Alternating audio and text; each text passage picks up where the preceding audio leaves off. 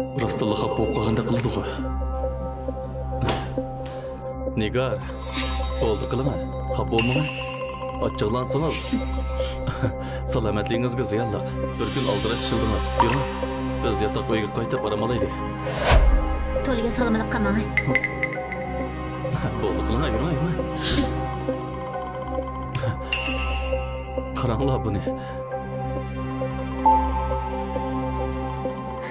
Yuring, acha o'tiramiz.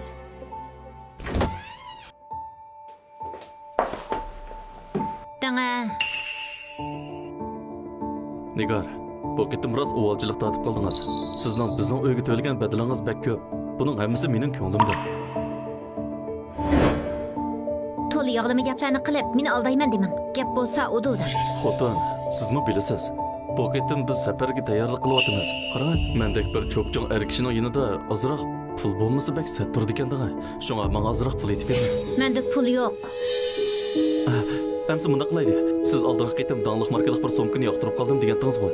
Siz berib shuni iling. Men ma'qul bo'ldim. U so'mka 50 ming qo'yjimi? Nima? 50 ming? Nima chiqimma? Agar sizning og'zingiz bo'lsa, elavering. Siz xushal bo'lsangiz bo'ldi. Ma'qul. Hamsi pul bering. Siz chaqchaq qilyapsiz nima? Men sizning ilishingizga ma'qul desam, Teg'im mendan pul so'rayapsiz? Haddingizdan oshmang juma.